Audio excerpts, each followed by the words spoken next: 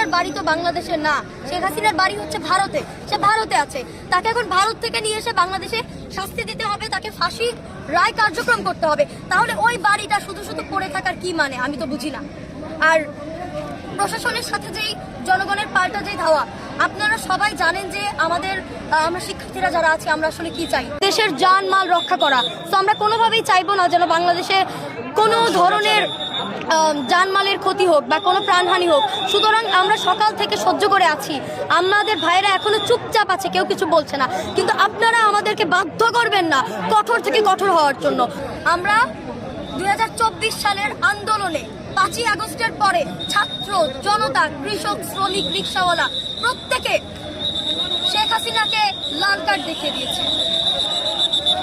প্রত্যেকে শেখ হাসিনাকে লাল কার্ড দেখিয়ে দিয়েছে। সুতরাং যাব না।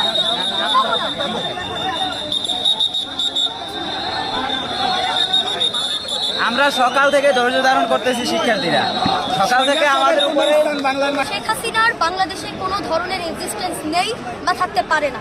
কারণ শেখ হাসিনা আপনারা সবাই জানেন, আমার আর নতুন করে বলার কিছু নাই। তাহলে আমার ইন্টারিমের কাছে একটা ছোট্ট প্রশ্ন, আমি কিছুক্ষণ আগে দেখলাম যে ডক্টর ইউনূস বলেছে যে আমরা যেন এই রায় পেয়ে খুশি থাকি এবং আমরা বাসায় ফেরত যাই। এটা কি ধরনের কথা? যেই বাসস্থানটা মানে পড়ে আছে, এইটা তো আসলে বাংলাদেশে এর কোনো এক্সিস্টেন্স নাই। অনেক ছেলে পেলে আছে যারা খাওয়া দাওয়া করে নাই, যারা শুধুমাত্র কতটা বুঝেন যে শেখ হাসিনার প্রতি কতটা ক্ষোভ থাকলে তারা এই কাজ করতে পারে।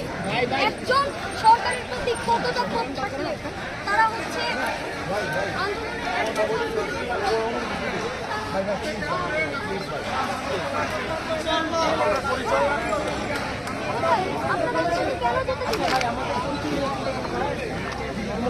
উনার বাসস্থান হচ্ছে জেলের মধ্যে, উনার রায় হয়ে গেছে, তাহলে এ বাড়ি রাখার তো কোনো দরকার নাই।